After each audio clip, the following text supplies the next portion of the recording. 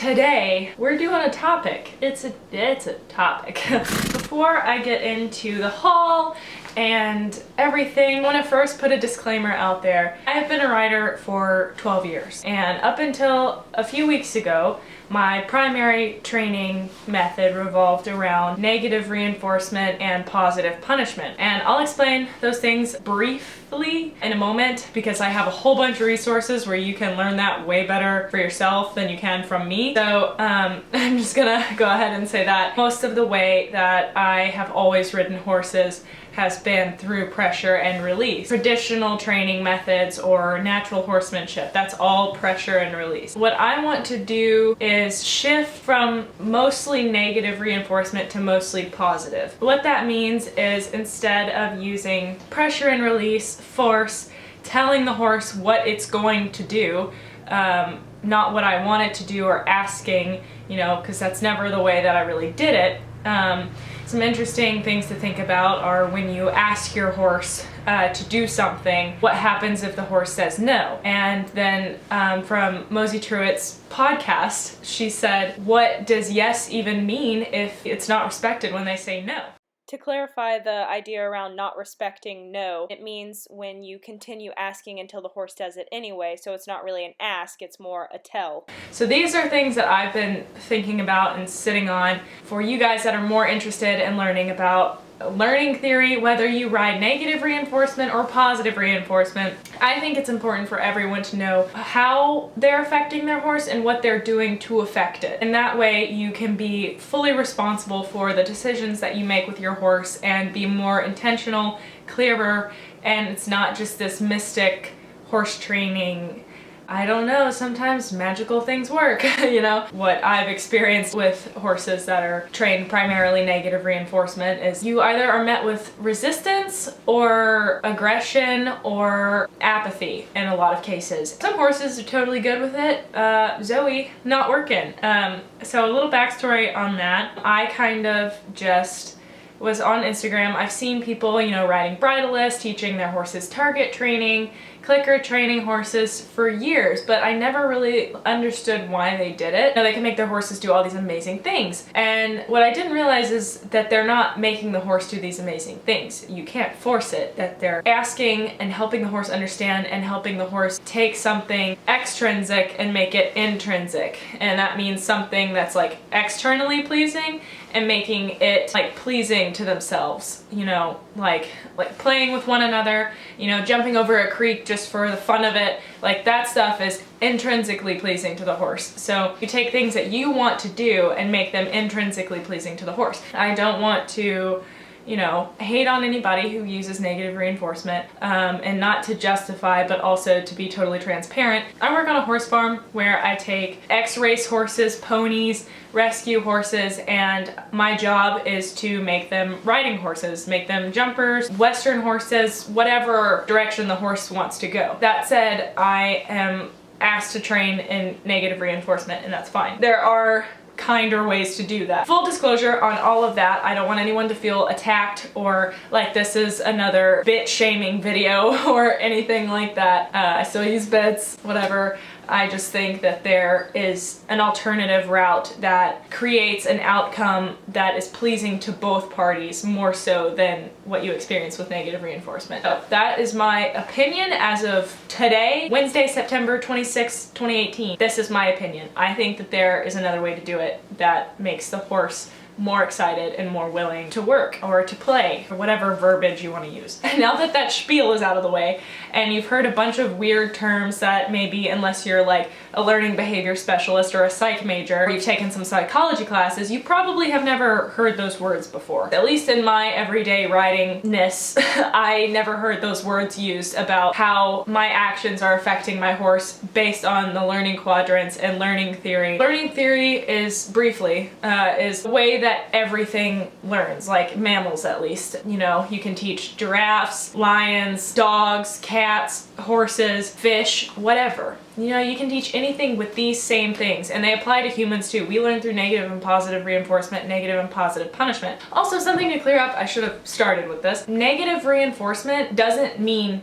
bad reinforcement, or positive reinforcement doesn't mean good reinforcement. Reinforcers and punishments are the consequence. Everything goes antecedent, behavior, consequence. So you have an antecedent and it causes the behavior. The behavior is the result of the antecedent. Consequence is what happens to the horse after the behavior, and that's where we come in. For instance, in negative reinforcement, instead of pairing negative with bad, pair it with removal. And with positive, instead of pairing it with good, pair it with addition. So in negative reinforcement, you are taking something away from the horse. You're riding around, you put your leg on and the horse doesn't move, you put it on harder, increase the pressure, the horse moves forward, you take your leg off, pressure release. Consequence would be the pressure going away, so you're removing that pressure. That's negative reinforcement. Positive reinforcement. With positive reinforcement, something like target training is very simple to explain. You have something you want the horse to touch, you hold it and wait for them to touch it, click, treat. That is essentially positive reinforcement. There's no punishment, no pressure for not doing the behavior. So if the horse doesn't touch the stick, that's okay. We'll just wait until they do. And then when they do, click and give them a reward, something they want, a scratch, a treat, whatever is pleasing to the horse. The whole premise around reinforcers is to increase the likelihood that a behavior will occur again. And with punishments, it's the exact opposite. Punishments, you use them to decrease the probability of a behavior happening again. So with positive punishment, a horse stops at a fence, you hit it. It's a punishment for the behavior. They should associate stopping with a hit, and then so the next time they will go over it. So you decrease the likelihood that the horse will stop again through positive punishment by adding a whip. With negative punishment, that's taking away something that the horse is interested in or wants or desires. And I found this one really interesting because, like, if you are in an arena working with your horse at Liberty and you have your treat bag or whatever and you stop to take a phone call, you're interrupting the horse's chances to obtain the reward because you've stopped the learning. And for some horses, that can be negative punishment because you're taking away their opportunity to obtain a reward or something they want. So I thought that one was really interesting. So if I haven't totally lost you with all the science mumbo jumbo, I'm sorry. I'm such a nerd about this stuff. Like, I am so into it. And I think it's amazing because it makes everything make so much more sense with riding. So I think that regardless of which direction you want to go, it's very helpful to at least know how you're affecting your horse and what it actually means. Beyond that rant, we're at 10 minutes. Okay, I kept it sort of brief. But moving on from that, I want to talk about some of the stuff I've gotten recently. So I have been accumulating some resources for learning about this stuff and just some tack and stuff that I want to share with you guys. So I'm going to do that. First, these bad boys. These are clickers. You want to hear what they sound like? They sound like this. Great, isn't it? So they're like not as loud. They're that's nice. What if I do all three at the same time? That was in unison, wasn't it? Okay. You can get those off of Amazon. Bought the ones that ALLLL, who is the Willing Equine here on YouTube and on Instagram. She was my main like inspiration for all of this, reading her Instagram posts. I took a lot of recommendations from her. She suggested these. They are essential with clicker training, obviously, unless you want to do a mouth sound like a. I like the clicker because it's quick. I don't have to like think about how I'm gonna make my tongue make that sound. The horse does the behavior you want, you mark it with the click. You first introduce the clicker and so establish the association with click is good job or whatever. Then the reward comes after, so you don't have to like the horse touches a cone and you're like, here, take the treat, or trying to say, good girl, the same exact way every time. You know, I like them. The next is this. This is my Fanny Pack. It's super cute, isn't it? It's a Star Mark Training and Behavior Solutions. I got it off of Amazon. Most of everything I have here is from Amazon. And I'll put the link to everything that I'm going to talk about today in the description down below so you guys can find it in one place. Click on all the links, add it to your cart, and rock and roll. It's a treat bag. I put carrots and feed and treats in there, and then it's got this nice little pocket up on the top. You can go with whatever fanny pack from your local TJ Maxx or Walmart or whatever, but I just like this one because it doesn't, like, you can just shove your hand in there. You don't have to, like, you know, as like here you can see. Okay, I'm just gonna put it by my face. Here you can see that there's no like attachment or whatever, and it's just a belt. Aside looking like a grandma going to a tropical vacation, it's pretty handy. The next things I want to talk about are these bad boys. Disclaimer, I've only read half of this one. As you can see, the book It's nice big, it's got pictures, it's got charts, everything you need. This is what it looks like. This is Humane Science-Based Horse Training by ALLLL.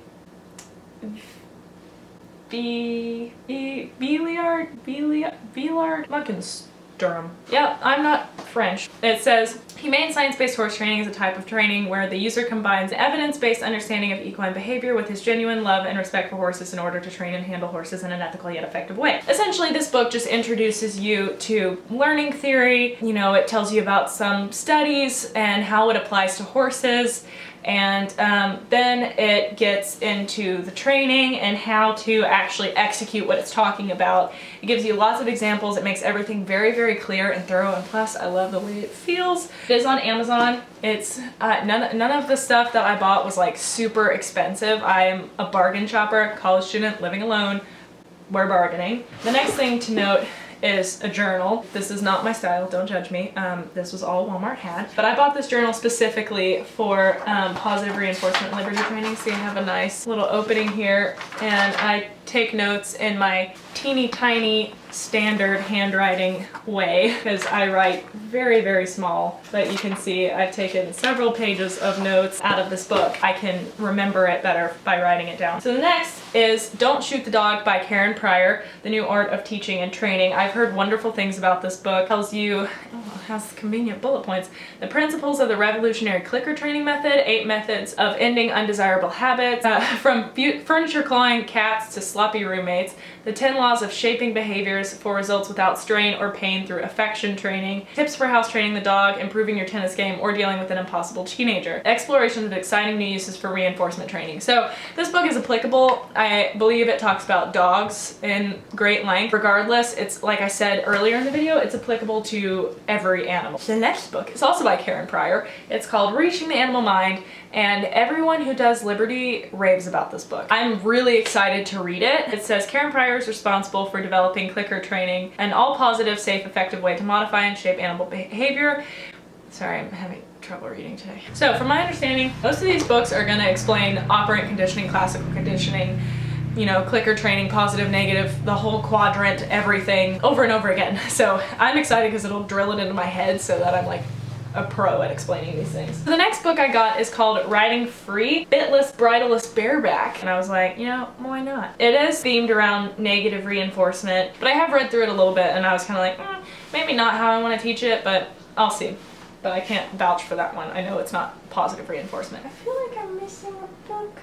Okay guys, so there's a whole segment in this video that you're never gonna see because I could not find this book to save my life, but I just found it. I was really worried that I just like put it back in the package and then just like threw it away on accident. But I have it. I was like, I knew, because like these pages, I mean, it looks like an old Internet Explorer browser, so it's kind of hard to forget. But it has lots of step-by-step guides and pictures for manners, performance, tricks, communication, connection, creativity, thinking outside the box. So it's a comprehensive training guide, easy to follow pictures from basic to advanced performance. I'm excited to get into it, and it tells you the what, why, and the tip. It helps you, wow, sample record sheet. Look at all that. Like they have nice, cool things. That's copyright. I can't do that, I don't think.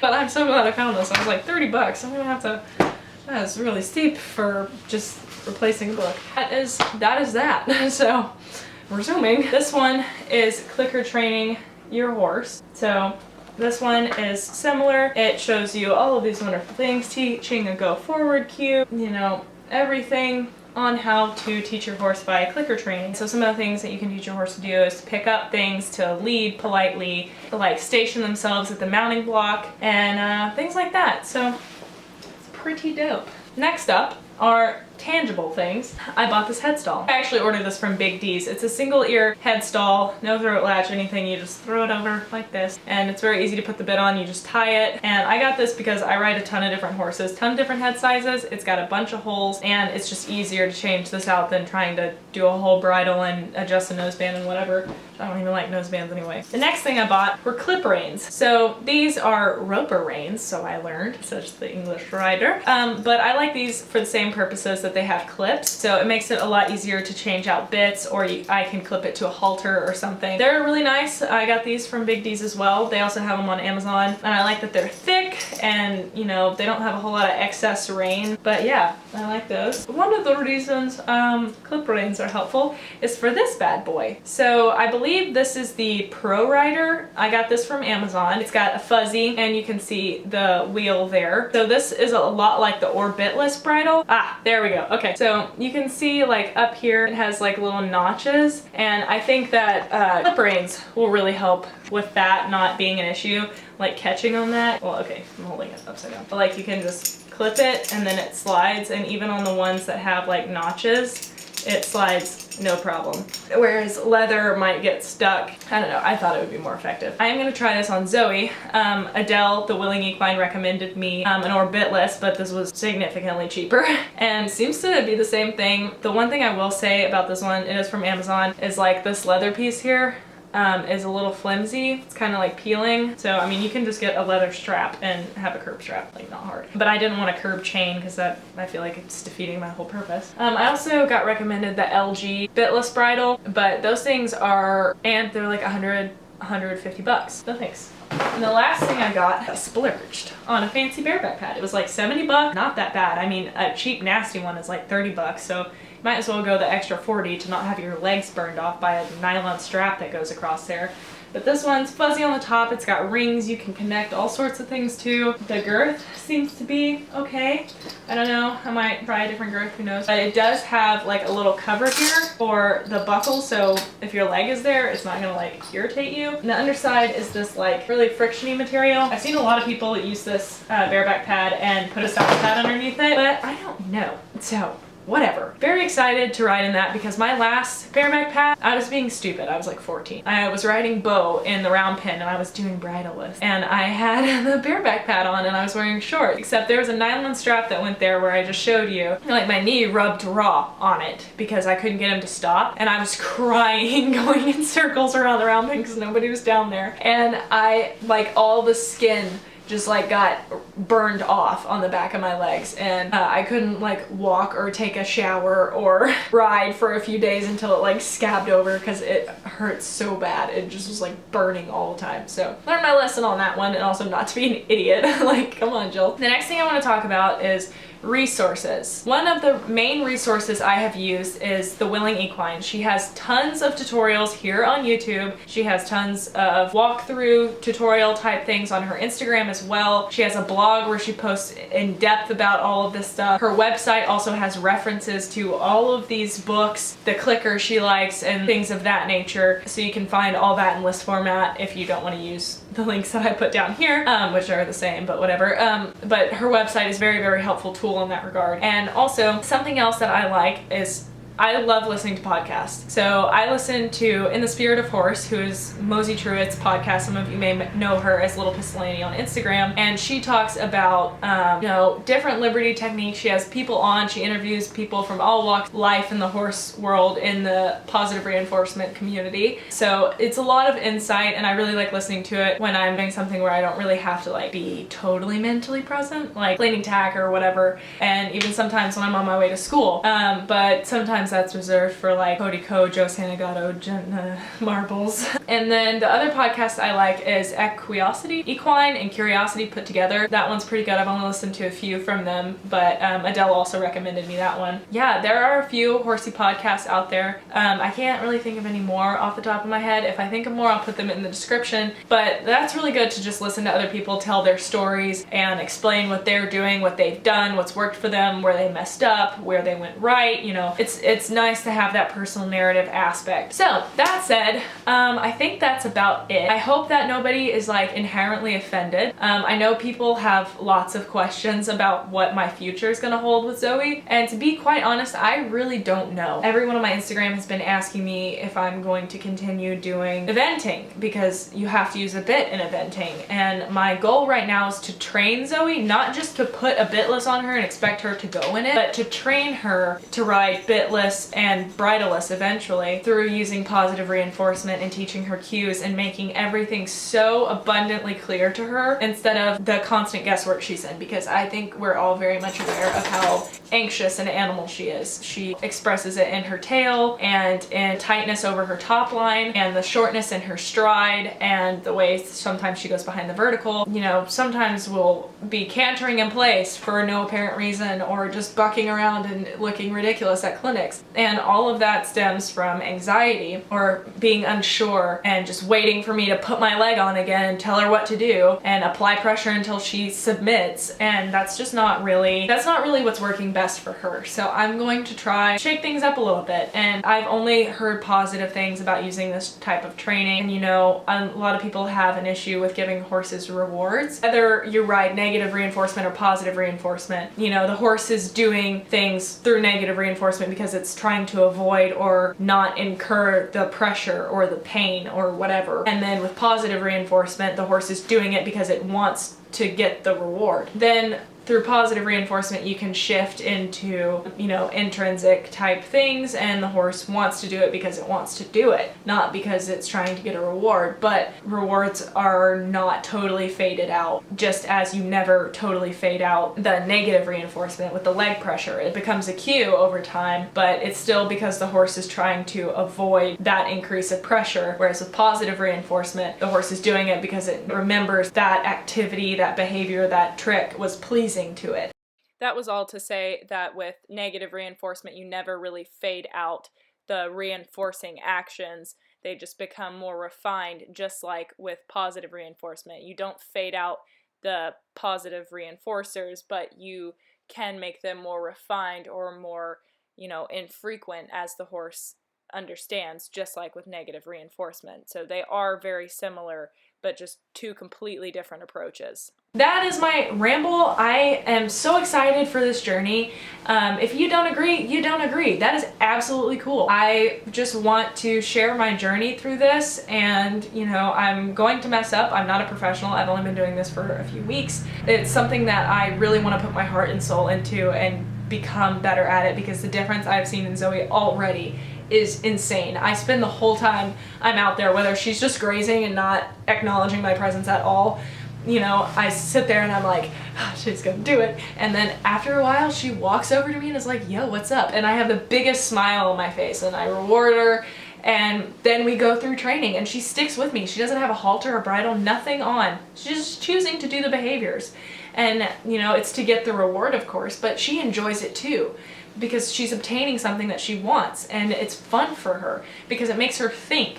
And it's, you know, it's enrichment for horses, and I really, really love that philosophy, and that's something that I want to pursue long-term with her. And it's made me want to do horses again for professional purposes, but I don't know about that long-term. But that is an entirely other video. Thank you guys so much for watching. If you have any questions, please feel free to comment them on this post. I will try and read them if I have time. Again, busy college student, so not sure about that. You are more than welcome to direct message me on Instagram, and make sure and check out everyone that I have recommended, and you know, all of the links if you're interested in doing this. You're breathing right in my face. Can you go away? So yeah, that is my video. I hope you guys enjoyed this. I hope I covered all the points, and I hope sincerely that I have not offended anyone. Like I said, I've trained this way for 12 years.